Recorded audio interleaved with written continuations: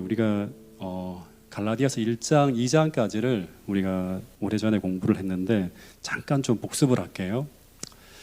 이 갈라디아서가 쓰여진 목적이 뭔가 하면 교회 안에 거짓 교사들이 들어와서 전한 이 다른 복음 때문에 이 교회가 위기에 직면하게 되면서 이 바울은 갈라디아 교회를 향해서 편지를 쓰게 됩니다.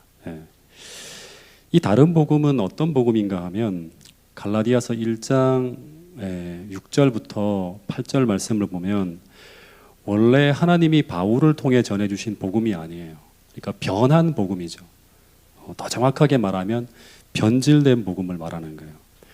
이 변질된 복음은 무엇을 말하는가 하면 원래 하나님에 의해서 주어진 기별이 아니라 인간에 의해서 가공되어진 거예요. 인간이 상황에 맞추어서 가공되어지는 그런 어떤 복음이 바로 변질된 복음이에요. 조금 더 구체적으로 말하면 성경을 통해서 뭐 예수님에 대한 이야기는 해요. 이들도 그리스도인이니까. 구원을 이야기해요. 그 믿음을 하기도 해요. 그런데 이 갈라디아 교인들이 이 변한 복음을 듣게 되면 어디로 빠지게 되는가 하면 갈라디아서를 보면 율법주의로 흘러가게 되고 마침내 그리스도를 떠나가게 하는 것이 바로 뭔가 하면 이 변질된 복음이에요.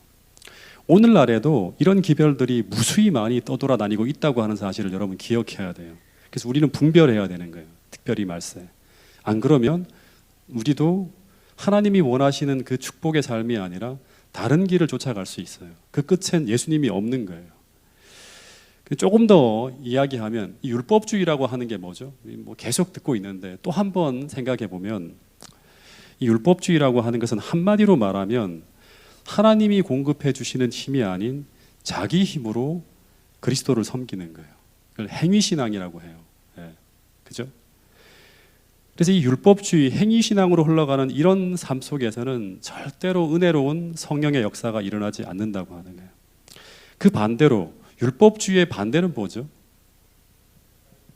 자유주의예요. 이 자유주의 신앙에도 하나님의 은혜로운 성령의 역사는 일어나지 않습니다. 이것을 지난주에 우리 박건춘 목사님은 은혜주의라고 표현을 했어요. 근데 이 자유주의는 자신이 원하는 대로 살면서 자유롭게 행해도 오직 믿기만 하면 하나님은 우리를 너무나 사랑하셔서 무조건 구원해 주신다고 하는 거예요. 이것도 변질된 복음입니다. 아주 교묘하게 우리를 이쪽으로 저쪽으로 흘러보내게 해서 주님이 없는 상태로 흘러가게 만든다고 하는 것이 오늘날 또 마찬가지로 수많은 변질된 복음이 하는 기능이라고 하는 것입니다. 그래서 우리는 성경에서 말하는 그 참 복음을 찾아서 끝없이 가공되어진 것을 벗기면서 순수한 복음의 생수를 마시기 위해서 하나님 앞에 무릎 꿇고 하나님 앞으로 나가야 된다고 하는 것입니다. 그 참 복음을 찾기 위해서 우리는 지금 또 갈라디아서를 공부하는 거예요. 다시 돌아가서 이 갈라디아서 1장을 읽어보면 이 거짓 교사들이 이 다른 복음을 갈라디아 교인들에게 전하기 위해서 그들이 먼저 시도한 것이 무엇인지 아세요? 먼저 시도한 것이 무엇인가 하면 당시 참 복음을 전하였던 사도 바울의 신앙과 생애와 사도직을 공격하는 거예요. 그래서 이들은 여기 나오진 않지만 그 전해진 사도 바울이 변증하는 이야기를 들어보면 이 거짓 교사들이 먼저 얘기한 것이 뭔가 하면 바울이 회심하기 이전의 삶을 막 들추면서 그가 얼마나 그리스도인들에게 악랄한 짓을 했는지를 이야기합니다. 그러면서 사도 바울의 회심을 의심하게 만들고 그리고 결국 바울이 하나님께서 보내신 사도라고 하는 그 사도직까지 의심하게 만드는 거예요. 여러분 똑같이 우리가 전하는 영원한 복음은 천사들이 전하는 것이 아니라 사람들을 통해서 세상에 전해지게 됩니다. 그죠? 그래서 사단은 똑같이 이 진리가 세상에 전해지는 것을 막기 위해서 어떻게 하는가 하면 똑같이 이 복음을 전하는 기별자들의 삶, 즉 성도들의 삶이 진리로 성화되어지는 것을 어떻게든 막으려 한다고 하는 거예요. 여러분 그래서 복음이 오늘 우리를 통해서 무엇을 할 수 있는지를 보여주는 것이 바로 뭔가 하면 기별자의 모습이고요. 더하여서 그 복음이 하나님이 보내신 참 복음임을 증명하는 것이 바로 뭔가 하면 그 기별을 전하는 사람들이 그 복음을 통해서 어떤 모습으로 변해가는 것인지를 보여주는 것인데 근데 사단은 그것이 일어나지 못하도록 어떻게든 막으려 할 것이라고 하는 것입니다. 예. 여러분, 그래서 이런 생각을 해봐요. 바울이 상당히 똑똑하잖아요. 바울이 전하는 그 복음이 아무리 옳고 아무리 정교하고 아무리 논리적인 가르침으로 사도 바울이 복음을 전한다 하더라도 만약 사도 바울의 삶과 생애가 무너져 있었다면, 즉 그의 회심이 불확실하고 그의 삶과 생애가 복음에 합당하게 살고 있지 않고 무너져 있다면 절대로 복음은 바울을 넘어서 세상을 향해 번져가지 못했을 것이라고 하는 거예요. 예. 왜냐 그러면 오늘날에도 진짜 설교 정말 잘하시고 가르침이 정말 탁월한 분들이 얼마나 많습니까? 예.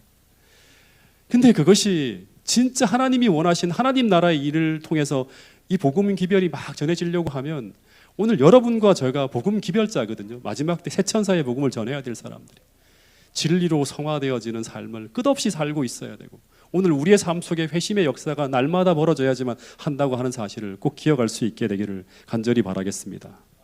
왜냐하면 사단과 이 진리의 원수들은 바울의 생애를 집중적으로 공격하고 있기 때문에, 실제로 그런 역사들이 이제 이 갈라디아서라든가 수많은 바울 서신 속에 나타나는 것을 볼 수 있습니다. 여러분, 그래서 오늘도 우리는 복음 진리를 전해야 되는 성도들로서 우리의 삶을 하나님 앞에 드리고 복음에 합당하게 생활하게 해달라고 우리 모두가 성령 하나님의 역사를 구할 수 있게 되기를 간절히 바라겠습니다. 빌립보서 1장 27절 말씀을 같이 한번 읽어보겠습니다. 시작. 오직 너희는 그리스도의 복음에 합당하게 생활하라. 어쨌든 이 거짓 교사들의 이런 공격을 받으면서 바울은 먼저 복음을 이야기하기 전에 갈라디아서 1장 11절부터 2장 15절까지 진리를 전하는 자신이 어떤 사람인지를 쭉 변증하는 이야기를 쭉 합니다. 내가 어떻게 회심하게 되었고, 그리고 어떻게 지금 사도직을 받게 되었고, 또 마지막에서는 이 안디옥 교회에서 베드로와 더불어서 막 이제 베드로를 책망하기까지 이제 그런 이야기를 한 이유는 뭔가 하면 내가 베드로와 동등한 위치라고 하는 거예요. 그걸 입증하는 거예요. 그걸 설명하기 위해서 그런 경험들을 쭉 얘기하는 거예요. 그리고 이제 갈라디아서 2장 16절부터 시작해서 갈라디아 교인들에게 본격적으로 복음을 전하기 시작하는데, 그 서두가 바로 2장 16절에 이제 이런 말씀으로 시작합니다. 여기가 이제 서론이에요. 그 이야기의 핵심은 뭔가 하면 로마서와 비슷해요. 사람이 의롭게 되는 것은 율법의 행위로 말미암음이 아니요 오직 그리스도 예수를 믿음으로 의롭게 된다고 하는 이야기를 해요. 근데 이 이야기 한 구절을 가지고 여러 가지 해석을 할 수 있는데, 저는 성경에서 성경으로 풀어가는 걸 보면 이 갈라디아 2장 20절에 보면 그 믿음의 삶을 조금 더 구체적으로 나는 이렇게 경험하고 있다고 진술하고 있어요. 사도 바울은 오늘 우리가 하나님 앞에서 의롭다고 인정을 받는 믿음의 삶은 내가 과거 선하게 살아왔기 때문도 아니고 지금도 스스로의 노력과 힘으로 선하게 살아가기 때문도 아니다. 그러면서 20절에 보면 오늘 우리가 하나님 앞에 의롭다 인정을 받는 삶은 내가 그리스도와 함께 믿음으로 십자가에 못 박혔을 때, 이게 전제예요. 즉 내가 믿음으로 그리스도와 함께 연합하여서 십자가에 못 박히는 그 믿음의 경험 속에 내가 들어갈 때 의롭다고 인정함을 받는 거예요. 여기서 더하여서 내 삶에 하나님의 의가 나타나게 되고 내가 의롭게 변화되는 것도 내 스스로의 어떤 힘과 능력이 아니라 오직 내가 믿음으로 그리스도를 내 안에 모실 때, 이건 똑같은 거예요. 내가 그리스도와 함께 십자가에 못 박히는 것과 내가 믿음으로 그리스도를 내 안에 모시는 것이 똑같은 거예요. 여러분, 이거 정확하게 이해를 하셔야 됩니다. 그때 내 안에 거하시는 그리스도께서 내 안에서 당신의 의로운 생애를 살아가실 때, 그때 내가 의롭게 변화되어지는 믿음의 삶을 살게 된다고 바울은 진술하고 있어요. 그 믿음의 삶이 지금까지 나를 이렇게 살게 만들었다고 말하고 있는 것입니다. 여러분, 사도 바울은 항상 기억해야 될 게 뭔가 하면, 사도 바울의 신학은요, 자신이 경험한 그리스도를 믿는 믿음의 삶이 어떻게 구현되어지고 있는지를 자기가 경험하고 그것을 신학적으로 구축해서 사람들에게 전했던 것이 바로 무엇인가 하면 바울 신학이라고 하는 거예요. 그러면서 이제 본격적으로 바울은 믿음의 삶에 대한 이야기를 3장부터 쭉 펼치게 되는데, 그 시작은 뭔가 하면 책망으로부터 시작되어집니다. 3장 1절부터 5절까지의 말씀을 같이 한번 읽어보겠습니다. 자, 시작.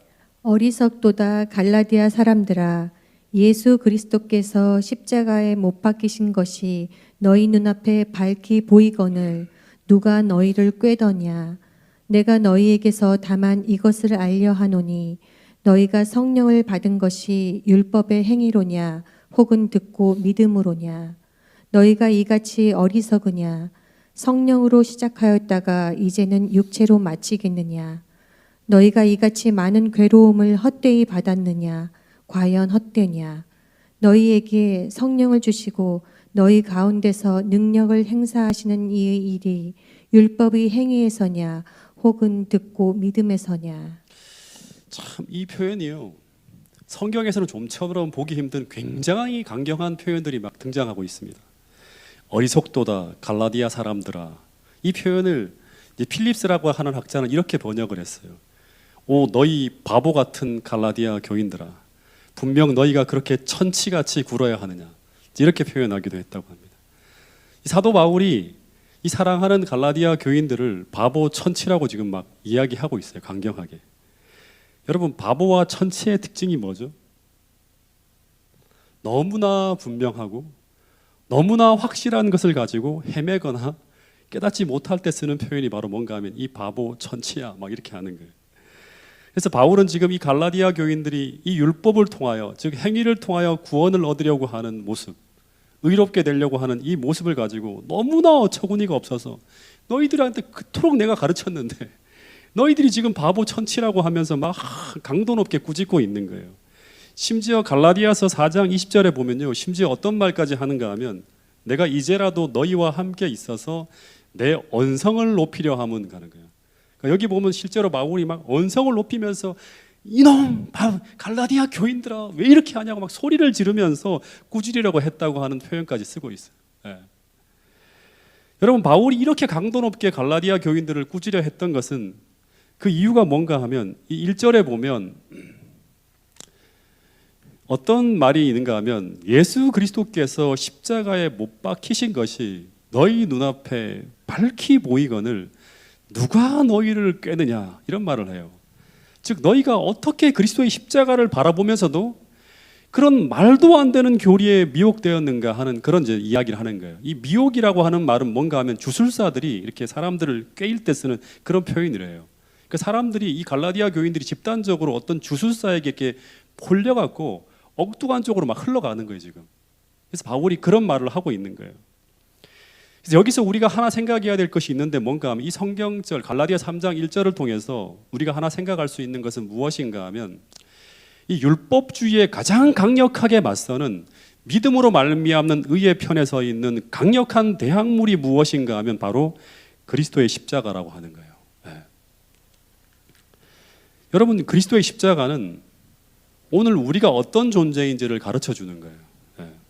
여러분, 예수님께서 왜 십자가에 달려 돌아가셨습니까? 네? 죄인인 우리는 우리 스스로의 힘으로는 의롭게 될 수가 없기 때문입니다. 그래서 이 십자가의 복음이 오늘 우리에게 말하고 있는 것은 무언가 하면 이 십자가는 하나님께서 그리스도의 십자가라고 하는 희생을 통해서 우리의 구원을 위해 필요한 모든 일을 우리를 위하여, 우리를 대신하여 다 하셨다고 하는 것을 말해주는 거예요.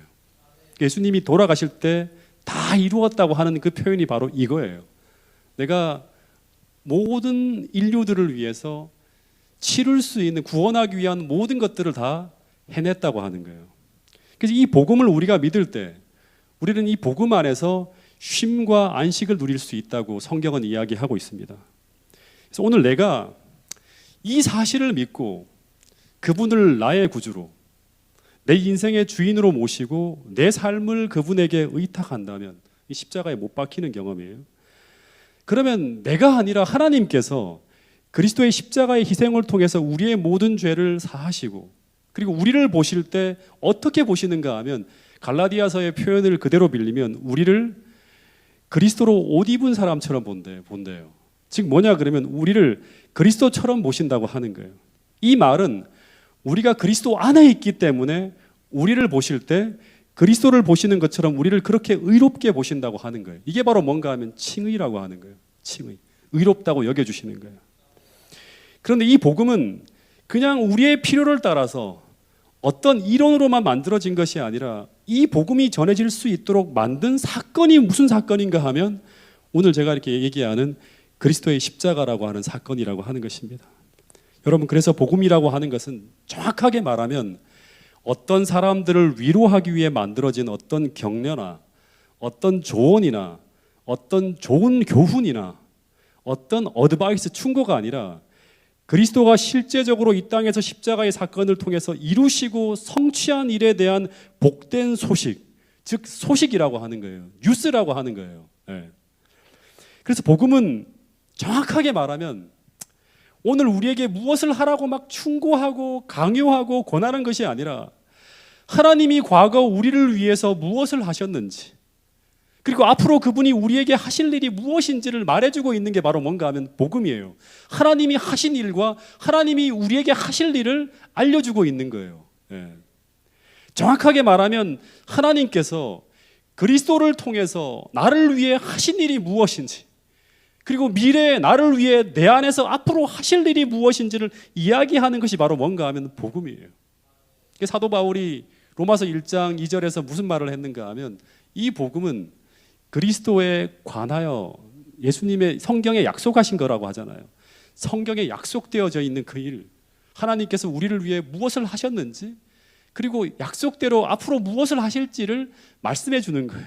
네. 그래서 우리가 이 복음을 들을 때 우리가 해야 될 일은 무엇인가 하면 단지 그분께서 그 일을 우리를 위해서, 그리고 우리 안에서 우리를 통해 행하실 수 있도록 믿음으로 우리 자신을 그분께 굴복하고 드리는 거예요. 이게 바로 뭔가 하면 믿음이라고 하는 거예요. 그분께서 우리 안에서 당신께서 약속하신 그 일을 하실 수 있도록 우리 자신을 그분에게 믿음으로 드리는 거예요. 이게 바로 뭔가 하면 믿음이라고 하는 것입니다. 여러분, 그래서 믿음은 무엇이다? 칠판이 있으면 좀 쓸 텐데 굴복하고 드리는 거예요. 하나님 앞에 굴복하고 드리는 거예요. 이게 바로 십자가에 못 박히는 거예요. 주님께서 나를 위해서 행하신 그 일을 제가 받아들입니다.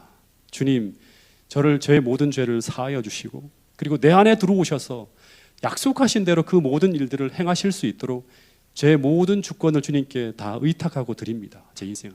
이게 바로 뭔가 믿음이라고 하는 거예요. 근데 그렇게 우리가 믿음으로 우리 자신을 그분께 의탁하고 맡길 때, 그때 이 믿음으로 살아가는 삶에 일어나는 또 한 가지 중요한 역사가 무엇인가 하면 바로 무엇이다? 성령 하나님의 역사입니다. 여러분, 믿음과 뗄래야 뗄 수 없는 것이 바로 성령 하나님이에요.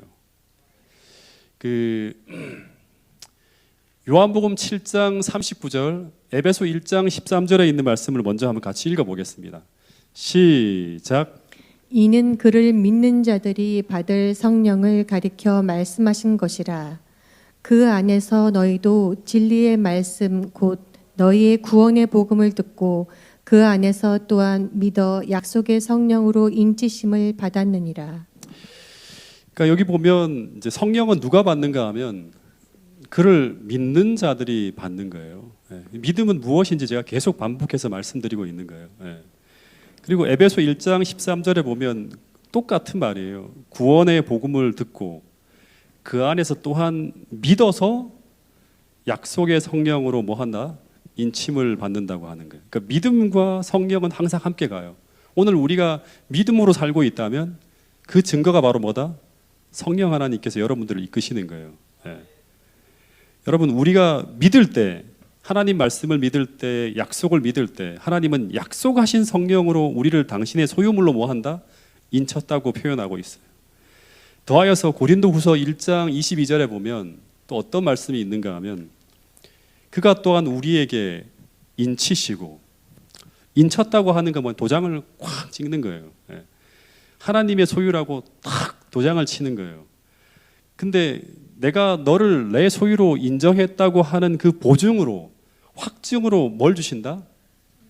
우리 마음에 뭘 주신다? 성령 하나님을 주신다고 하는 거예요. 이 성경 말씀들을 보면 오늘 우리가 믿음으로 그리스도를 내 안에 모셨다고 하는 것을 증명하는 것이 무엇인가 하면 그게 뭐다? 그리스도를 대신하여서 우리 안에 임재하시는 성령 하나님의 임재라고 하는 거예요. 예. 그래서 우리에게 주신 성령으로 말미암아 그가 우리 안에 거하시는 줄을 우리가 어떻게 안다? 확신한다고 하는 거예요. 예수님이 오늘 우리 안에 들어왔다고 하는 것은 뭔가 하면 성령 하나님이 우리를 지배하고 있고 우리를 통치하고 있고 우리를 이끌고 있다고 하는 거예요. 이게 바로 뭔가 하면 초대교회에서 믿음으로 말미암아 살아가는 모든 사람들이 경험하는 하나의 어떤 삶이에요. 예. 이것이 바로 뭔가 하면 구원받은 자의 삶이라고 하는 거예요. 예. 여러분, 이 말씀들을 보면 우리가 하나님의 백성으로 거듭나는 순간 성령이 임합니다. 이 거듭남의 증거가 바로 뭐다? 성령 하나님의 임재예요. 그리고 우리의 생애가 믿음으로 맞춰질 때까지 끊임없이 우리 안에서 우리를 이끄시는 하나님이 바로 누구인가 하면 성령 하나님이에요. 침례받을 때만 임재하는 게 아니라 죽을 때까지 우리를 예수님을 대신해서 끝없이 가르치고 복음 안에 살 수 있도록 우리를 인도하시고 지배하시고 변화시키시는 그 하나님이 바로 누구인가 하면 성령 하나님이라고 하는 거예요. 여러분, 창세기를 보면 태초에 하나님께서 세상의 모든 생명들을 쫙 창조하실 때 이 성령 하나님이 수면 위를 지나시면서 모든 생명체를 창조할 때 그 창조의 사역에 성령의 사역이 필수적이었다고 하는 걸 보여줍니다. 마찬가지로 이 영적 생명이 태어나고 거듭나고 자라나고 성장하는 모든 과정에도 동일하게 누가 역사하신다? 성령 하나님이 역사하신다고 하는 거예요. 즉 성령 하나님의 역사가 없이는 어떤 하나님의 역사도 일어날 수 없다고 하는 것을 우리는 기억해야 돼요. 예. 여러분, 그래서 요한복음 15장에서도 예수님께서 말씀하시기를 포도나무 비유에서 어떤 말씀을 하셨죠? 너희가 나를 떠나서는 아무것도 할 수 없다. 이 말은 너희가 성령의 도움이 없이는 아무것도 할 수 없다고 하는 것을 인정하라고 하는 거예요. 예. 여러분, 하루하루를 살아갈 때 얼마나 우리가 이 성령 하나님과 동행하고 있는지를 생각해 보세요. 그리고 얼마나 성령 하나님의 임재를 의식하며 살아가고 있는지를 한번 생각해 보세요. 만약 우리가 하나님의 임재를 의식하지 않고 그분과 동행하고 있지도 않고 그 성령의 호소에 귀를 기울이지 않고 우리가 자행자지하며 살아가고 있다면 우리는 하나님의 역사를 이룰 수가 없어요. 전부 다 내가 하는 일이에요. 내가 결정하고 내가 판단하고 내 마음대로 살아가는 삶이 될 수 있어요. 여러분, 오늘 요한복음 15장의 비유에서 예수님은 포도나무이고 우리는 가지예요. 그분과 밀접한 연합이 없다면 오늘 우리는 아무것도 할 수 없다고 말씀하고 있어요. 성령 하나님께서 여러분들을 지배하고 이끄셔야지만, 그리고 그분과 동행해야지만 우리는 하나님 나라의 일을 할 수 있고 하나님께서 원하시는 그 성령의 열매와 하나님께 영광 돌릴 수 있는 그런 삶을 살 수 있다고 하는 사실을 꼭 기억하면서 다시 한번 우리의 삶을 믿음으로 정비할 수 있는 모든 성도들이 될 수 있기를 간절히 바라겠습니다.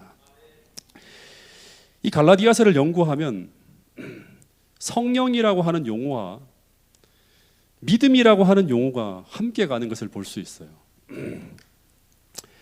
이 갈라디아서 2장 16절부터 20절에서 사도 바울이 사용하는 단어 중에서 믿음이라는 표현이 계속 중요 단어로 나와요. 16절부터 20절까지. 그래서 갈라디아 교인들은 믿음으로 의롭다 하심을 받고 믿음으로 하나님의 백성이 되었다고 말하고 있고, 그러니까 그리스도인의 생활의 시작이 믿음으로 시작한다고 하는 걸 설명하고 있어요.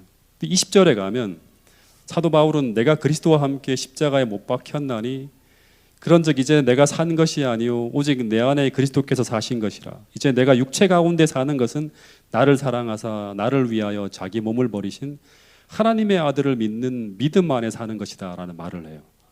이걸 요약하면 그리스도인들은 믿음으로 시작하고 믿음으로 계속 살다가 믿음으로 마치는 것이 바로 뭔가 하면 그리스도인의 삶이에요. 시작도 믿음으로, 그 다음에 계속 믿음에서 믿음으로 전진하다가 마지막에 우리 삶이 마치는 것도 믿음으로 마치는 게 바로 그리스도의 삶이에요.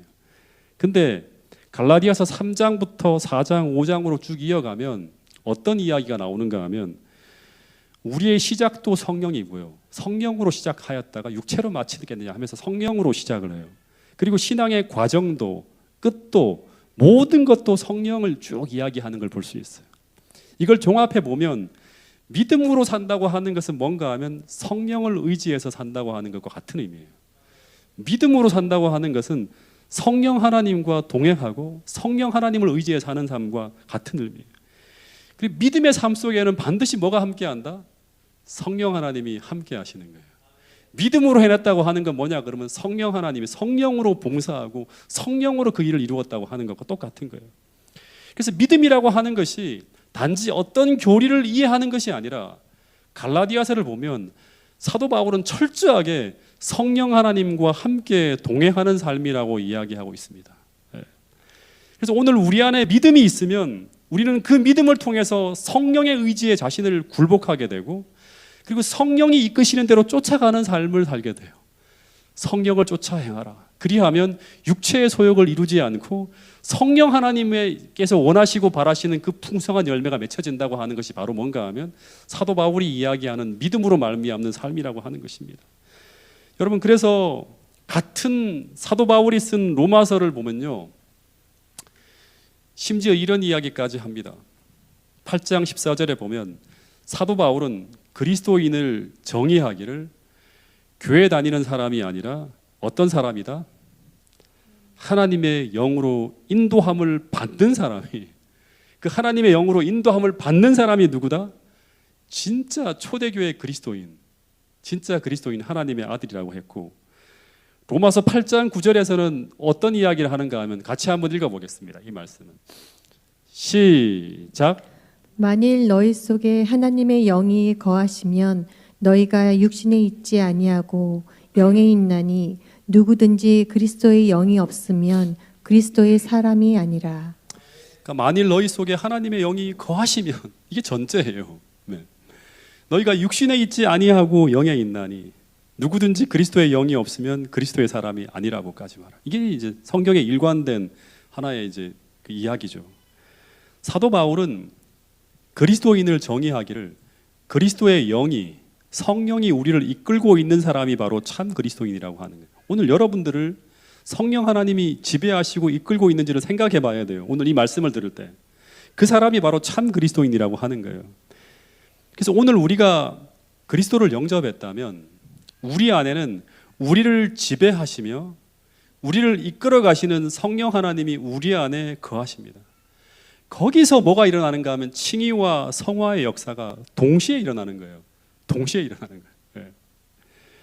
여러분 오늘 여러분들의 삶 속에 다시 한번 성령 하나님께서 임재하시고 축복하시고 또 통치하시고 성령 하나님께서 바라시는 그 열매가 풍성하게 맺혀지는 그런 삶을 살기로 오늘 이 시간 결심하시는 모든 성도들이 될 수 있기를 간절히 바라겠습니다.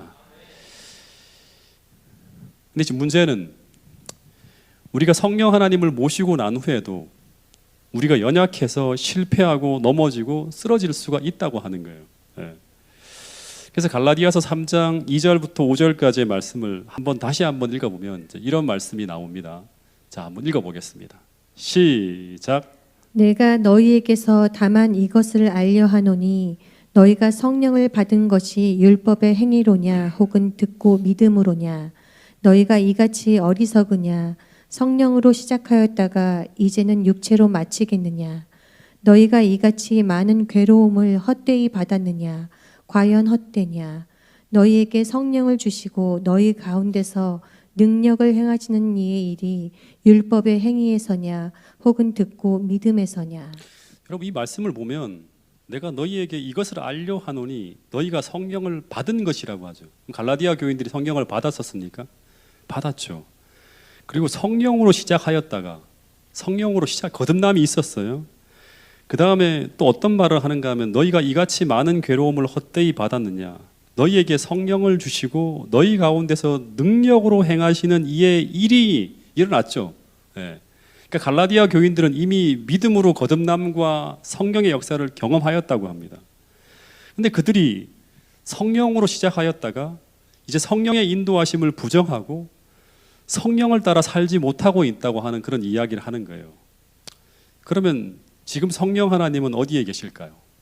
이들을 떠났을까요? 이게 질문입니다. 네. 이런 상태가 되면 하나님이 이 갈라디아 교회를 떠나실까요? 네. 네. 갈라디아 교회만이 아니라 제가 이제 이 말씀을 보면서 사도 바울이 편지를 쓰는 교회들이 대부분 다 문제 많은 교회예요. 사도 바울의 편지를 받은 교회 중에서 문제가 가장 많은 교회가 어느 교회인지 아세요 혹시? 그렇죠. 네, 고린도 교회예요. 이 고린도 3장 16절, 6장 15절부터 19절에 보면 이 고린도 교회도 성령으로 시작하였다가 육체로 돌아가려고 하는 분위기가 막 나타나고 있었어요. 그래서 사도 바울이 그 교회를 바로 세우기 위해서 고린도 전후서를 쓴 것입니다. 3장 16절, 그다음에 6장 19절에 보면 너희가 성령의 전인 것을 알지 못하느냐, 이런 말을 해요. 성령의 전인 줄 알지 못하느냐, 알지 못해? 그래서 막 이렇게 책망하는 거예요. 실제 이 고린도 전서를 읽어보면 3장 3절에 보면 너희가 육체에 속한 자로서 시기와 분쟁이 있다고 합니다. 그 4장, 5장, 6장 계속 보면 말할 수 없는 문제가 교회 안에 나타나고 있었고 교회 안에는 이 그리스도의 사랑이 식어가고 있었어요.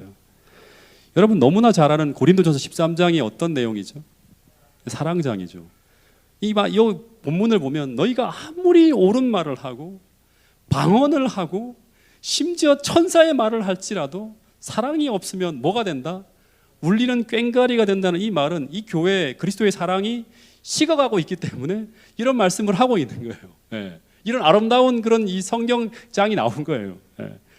그런데도 하나님은 그런 문제 속에서도 여전히 그들을 포기하지 않고 그들을 붙들고 있다고 하는 거예요. 그 교회를 떠나가지 않고 그 교회를 붙들고 있다고 하는 거예요. 그래서 너희들은 너희 안에 내주하시는 그 성령 하나님을 알지 못하느냐. 너희는 성령이 거하시는 성전이라고 말씀하면서 회개하고 성령 하나님을 다시금 모시고 그분과 동행하는 삶을 선택하고 개혁하라고 막 호소하는 이야기가 고린도 교회에서 펼쳐지고 있는 그런 편지서에 담긴 사도 바울의 글이라고 하는 거예요. 다시 말해 이 말은 성령 하나님은 그 무너진 마음의 성전을 다시 세우기 위해서 끝까지 근심하며 기다리고 계신다고 하는 그런 뜻이에요. 마찬가지로 오늘 우리가 비틀거리고 연약하여 쓰러질 때도 하나님은 우리가 돌이키고 돌이켜서 마침내 다시금 당신께로 온전히 돌아올 때까지 인내하며 여러분의 마음속에 호소하시는 분이라고 하는 사실을 꼭 기억할 수 있게 되기를 간절히 바라겠습니다. 여러분 근데 왜 그 성령 하나님께서 우리를 떠나시지 않는지 그 이유가 무엇인지 아십니까? 에스겔서도 보면 그 성전이 다 우상 신에게 다 유린되어지고 있는 상황에서도 그 하나님 여호와의 영광이 쉐키나 영광이 그 떠나지 못하고 그 예루살렘 성전을 계속 배회하는 그런 모습이 나오죠. 왜 그런지 아십니까? 바로 그 이유는 그리스도의 십자가 때문이라고 합니다. 십자가는 하나님께서 우리의 모든 죄를 사하시며 끝까지 우리를 포기하지 않으시고 우리를 용서하시고 구원하시려고 하는 하나님의 사랑의 강력한 의지의 표현인과 동시에 하나님께서 우리 가운데 머무실 수 있는 하나의 율법적인 어떤 조건들을 성취시킨 그 일이 바로 뭔가 하면 이 그리스도의 십자가라고 하는 것입니다. 여러분 그래서 우리가 연약하여 비틀거린다 할지라도 그리스도의 십자가를 바라보므로 절대 스스로 하나님을 붙들어서는 손을 놓아서는 안 되고 의인은 7번 넘어져도 8번 일어서야 되는 것처럼 끝까지 하나님의 손길을 사랑의 손길을 붙들고 일어서야 한다고 하는 것이 십자가가 우리에게 전하는 강력한 사랑의 기별이자 강력한 호소라고 하는 사실을 잊지 않게 되기를 간절히 바라겠습니다. 그런데 그럼에도 불구하고 또 하나 반드시 기억해야 될 것은 무엇인가 하면 이 하나님의 사랑과 은혜를 우리의 정욕과 방종함의 세귑거리로 삼아서는 안 된다고 하는 거예요. 이 사도 바울의 기별이에요. 다시 말해서 성령 하나님을 근심하게 해서는 안 된다고 하는 사실이에요. 그래서 이런 말씀이 또 있는 거예요. 에베소 4장 30절 말씀입니다. 시작. 하나님의 성령을 근심하게 하지 말라. 그 안에서 너희가 구원의 날까지 인치심을 받았느니라. 절대 하나님의 성령을 근심하게 해서는 안 된다고 하는 거예요. 그 이유는 너희가 구속의 날까지 그 안에서 인침을 받았다고 하는 거예요. 성령 안에서 우리가 인침을 받았다고 하는 거예요.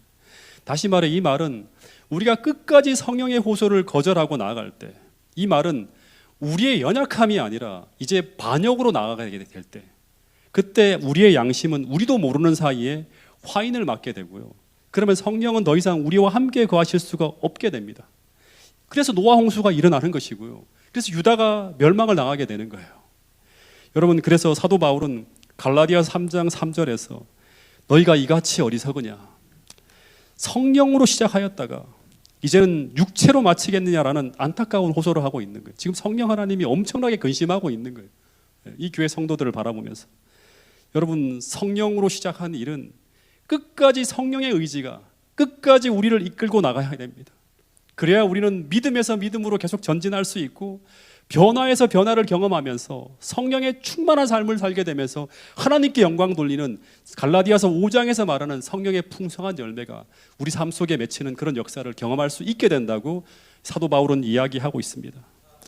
여러분, 오늘 또다시 여러분들 앞에 간구합니다. 우리 마음 속에 성령 하나님께서 여러분들의 마음에 임재하고 계시는지, 여러분은 날마다 성령 하나님의 그 임재하심을 느끼면서 의식하며 오늘을 살고 있는지 다시 한번 점검해 볼 수 있게 되기를 간절히 바라겠습니다. 사도행전을 생각하면서 이 토레이 목사님의 그 이야기를 좀 제가 읽어봤는데요. 이 토레이 목사님이라고 하는 분은 미국의 대영적 부흥기에 아주 크게 한 역할을 했던 그런 유명한 목사님이십니다. 그러니까 이 무디와 같은 시대를 동역했던 분인데 이분은 매일 아침 기도 후에 이런 결심을 했다고 합니다. 근데 아마 이것이 이분의 기도문이었을 거예요. 어떤 결심을 했는가 하면 나는 성령 충만하지 아니하면 절대 어떤 중대한 결정도 하지 않을 것이다. 그러니까 성령과 함께 깊은 임재 속에서 충만한 교제가 있기 전에는 절대로 어떤 중대한 결정을 하지 않을 것이라고 하고, 성령 충만하지 않고는 어떤 말도 하지 아니할 것이고, 성령 충만하지 아니하고는 어떤 일도 시도하지 않을 것이다. 이런 그 결심을 했다고 합니다. 즉 내가 성령과 함께하지 않을 때는 어떤 말도 어떤 일도 하지 않겠다고 하는 이 말은 뭐예요? 내 욕망이 나를 지배하고 내 감정이 나를 지배하는 가운데, 내가 이렇게 내 감정에 이끌려 걸어가는 가운데 말하고 행동하고 결정하는 것은 다 내가 하는 거예요. 그죠? 실수를 하게 되고 하나님의 뜻을 그르치는 일들을 많이 하게 된다고 하는 거죠. 그래서 내가 성령과 충만한 교제가 있기 전에는 그 어떤 결정도 하지 않겠다고 했는데, 이 말은 나는 성령 충만한 삶을 살겠다고 고백하는 거예요. 여러분, 이런 삶이 어떤 삶인지 모든 성도들, 저를 비롯해서 모든 재직들, 모든 성도들이 이 삶을 구하며 나아갈 수 있게 되기를 간절히 바라겠습니다. 여러분, 정말 이 삶이 어떤 삶인지, 성령 충만한 삶이 어떤 삶인지, 이 토레이 목사와 무디 목사가 함께 동역했던 이 미국에서 그 시기는요, 영적 대각성 부흥 운동의 시기였고 수많은 성령의 열매가 맺히는 그런 시기였습니다.